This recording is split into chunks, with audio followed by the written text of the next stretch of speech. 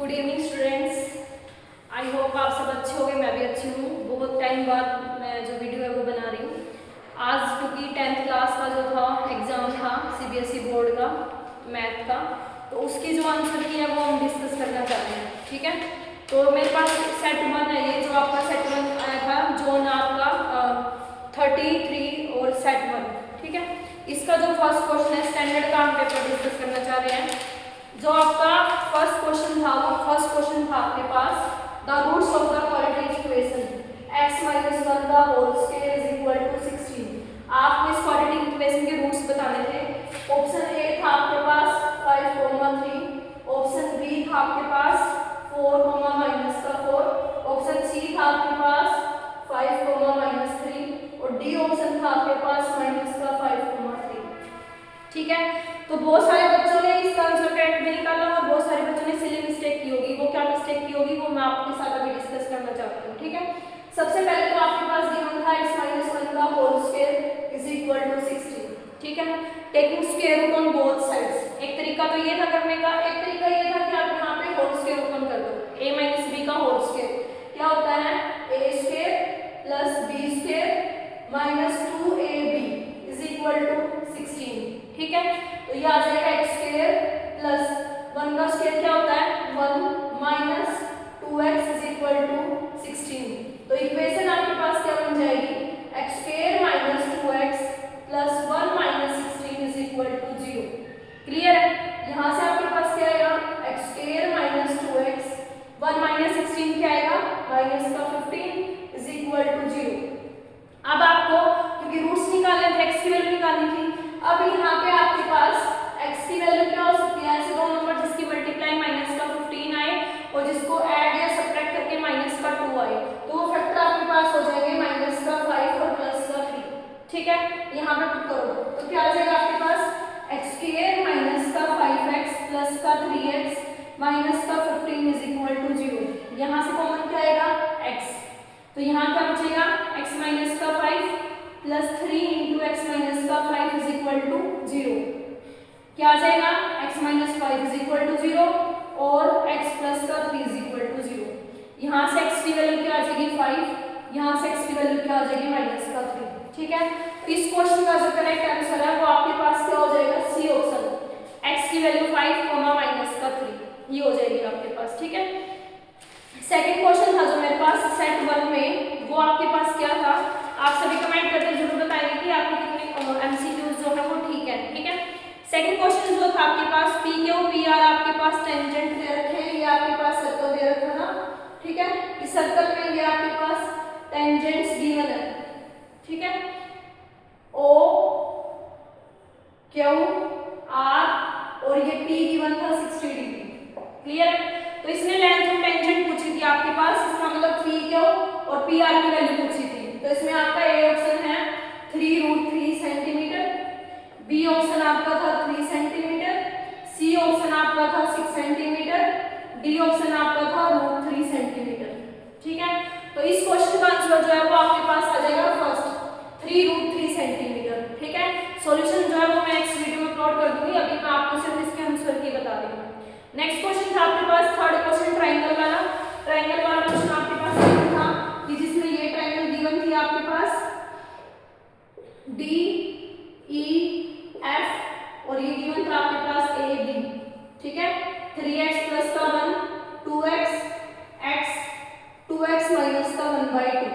इसमें वैल्यू पूछी थी x की x की वैल्यू आपके पास क्या आएगी और ए बी जो है वो ई एफ के पैरेलल था, तो इसका ऑप्शन ए था 0,2, ऑप्शन बी था 2 ओनली, ऑप्शन सी था -2 और ऑप्शन डी था 1। तो इस क्वेश्चन का आपका आंसर हो जाएगा 2 ओनली। ठीक है, क्वेश्चन नंबर थर्ड का आंसर आपके पास आ जाएगा बी 2 ओनली। नेक्स्ट क्वेश्चन था आपके पास question number fourth. Question number fourth क्या आपके पास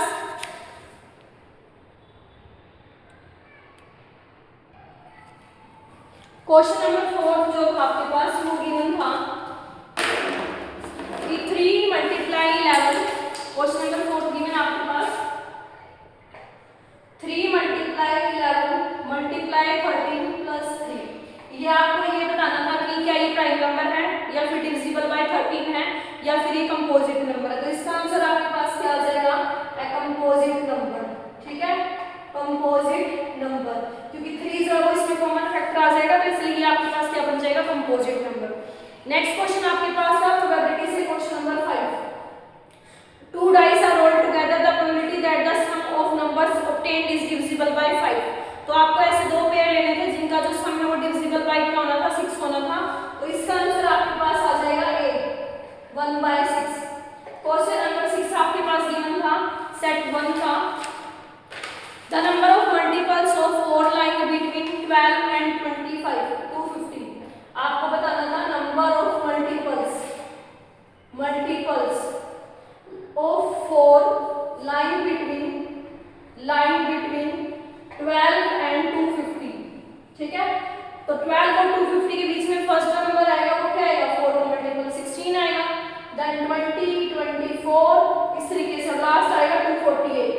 तो यहाँ से आपको n की वैल्यू निकालनी थी। ठीक है, तो फॉर्मूला क्या हो जाएगा, n = a + n - 1 × d। 248 16 + n - 1 × 4। ठीक है, जब इसको आप सोल्व करोगे तो आंसर आपके पास आ जाएगा A 59 आपके पास आंसर आ जाएगा। टोटल ऐसे आपके पास कितने मल्टीपल्स आएंगे 4 के, 59। ठीक है, नेक्स्ट क्वेश्चन आपके पास गिवन था cone of maximum size is curved out from A solid cube. एक सॉलिड क्यूब में से एक कोन जो है वो आपने कर्व्ड आउट किया हुआ है जिसकी लेंथ r दे रखी है। तो उस क्वेश्चन नंबर 7 का जो आंसर है वो आपके पास हो जाएगा πl³ divided by 12। πl³ divided by 12। Question number 8 है आपके पास equation of another line parallel to the line. आपके पास क्वेश्चन नंबर 8 में इक्वेशन गिवन थी 2x - 6y = 7। तो आपको इसके पैरेलल में इक्वेशन बतानी थी, तो क्या आ जाएगी, x - 3y = 7। क्योंकि पैरेलल लाइंस कौन सी होती हैं, जब a1/a2 = b1/b2 is not equal to क्या आ जाए, c1/c2। तो इस केस में आपके पास सॉल्यूशन कैसा आएगा, नो सॉल्यूशन आएगा, लाइंस आपके पास कैसी आएंगी, पैरेलल आएंगी। ठीक है, नेक्स्ट क्वेश्चन था आपके पास question number 9। If the length of the shade of a tower is √3 times of its height. Question number 9 का जो आंसर है वो आपके पास आ जाएगा 30 डिग्री।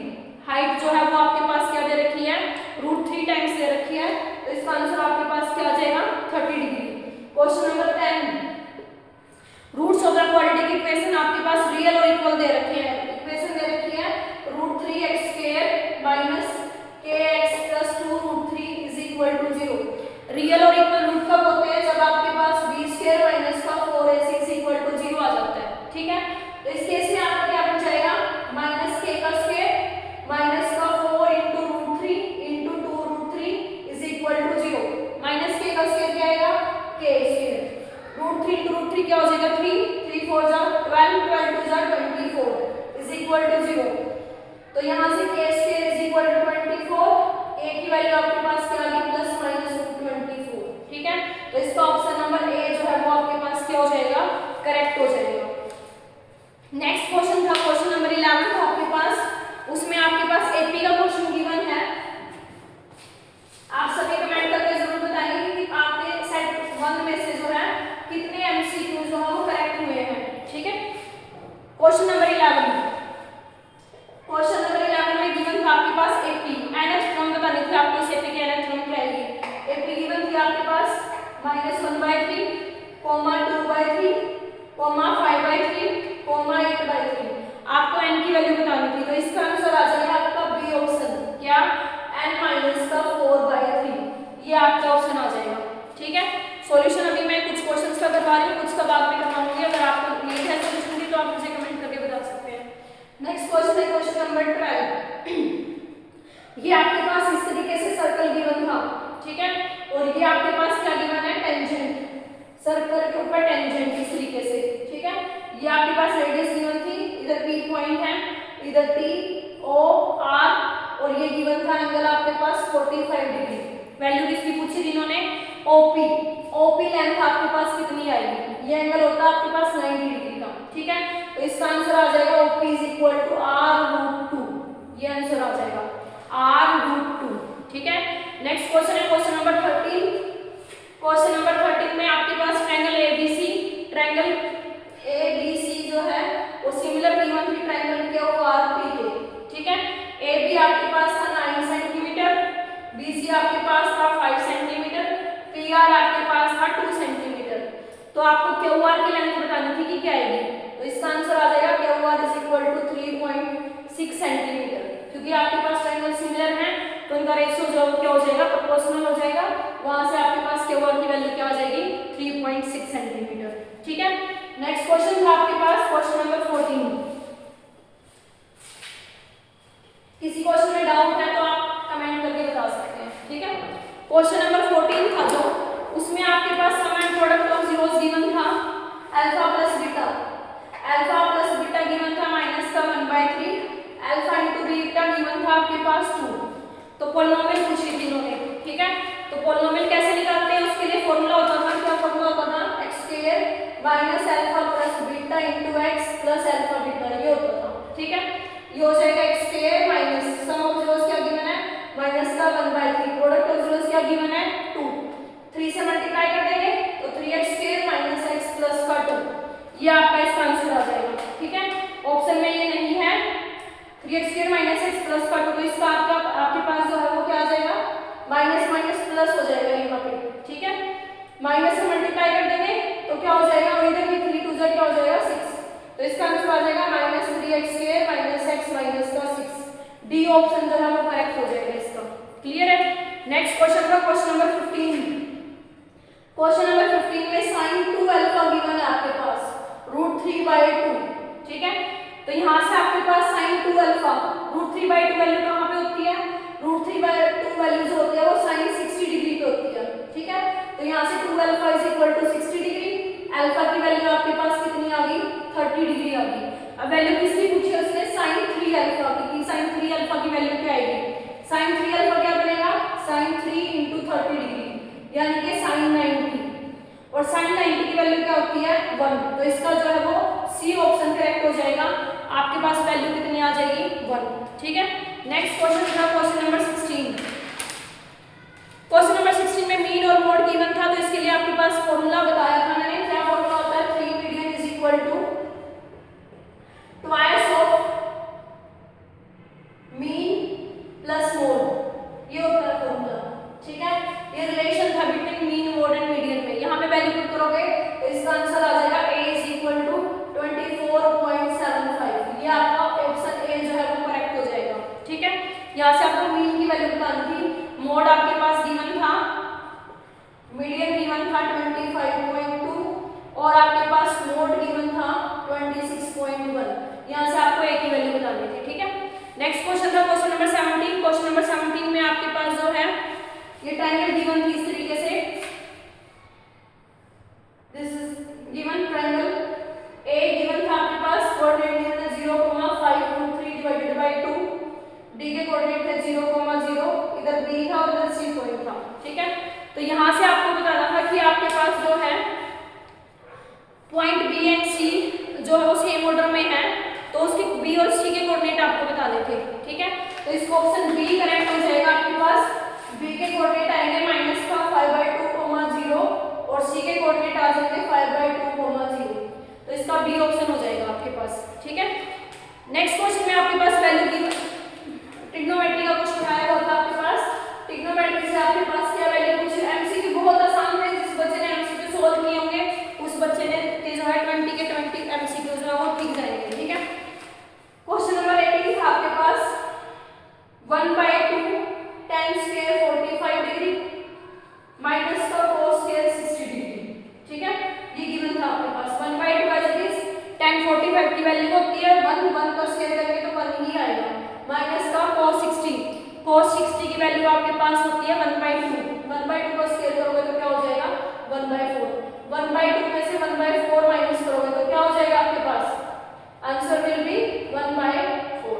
ठीक है, तो इसका सी ऑप्शन आ जाएगा आपके पास 1/4। नेक्स्ट क्वेश्चन था आपके पास क्वेश्चन नंबर 19, असर्शन रीजन के दो क्वेश्चन थे आपके पास, एक आपके पास सर्कल से था और एक आपका ट्रिग्नोमेट्री से था। असर्शन गिवन आपके पास radius is the smallest distance of a tangent from the circle centre of the circle, yes correct है, क्योंकि आपके पास जो टेंजेंट रेडियस जो होती है वो आपके पास जो डिस्टेंस होता है वो सबसे शॉर्टेस्ट डिस्टेंस होता है। रीजन गिवन था radius is perpendicular to tangent, always correct, जो आपके पास टेंजेंट रेडियस होती है वो टेंजेंट के हमेशा क्या होती है, परपेंडिकुलर होती है। तो आपका 19 क्वेश्चन का आंसर आ जाएगा both A and B are correct and A is the correct explanation of A. ठीक है, नेक्स्ट क्वेश्चन आपके पास असेसन गिवन था tan 2 theta is not defined at theta is equal to 45 degree. Correct है, ये tangent 90 की value जो होती है वो नॉट डिफाइंड होती है, पाई बाय 2 इज पे जो होती है वैल्यू नॉट डिफाइंड होती है। sin 90 is not equal to cos 90, ये भी करेक्ट है क्योंकि sin 90 पे वैल्यू 1 होती है और cos 90 पे वैल्यू क्या होती है 0। क्लियर है, तो ये 20 MCQ थे आपके पास जो सेट 1 आज आया था 10th क्लास का, उसके क्वेश्चन थे। बाकी का जो पेपर अगर आपको उसका सॉल्यूशन चाहिए तो आप मुझे कमेंट करके बता सकते हैं। कल नेक्स्ट वीडियो के अंदर मैं इस कंप्लीट पेपर का जो सॉल्यूशन है वो करवा दूंगी। मिलते हैं नेक्स्ट वीडियो में, तब तक के लिए आप कमेंट करके बताएंगे आपके कितने क्वेश्चन ठीक हुए हैं और चैनल को लाइक करेंगे, शेयर करेंगे। Thank you.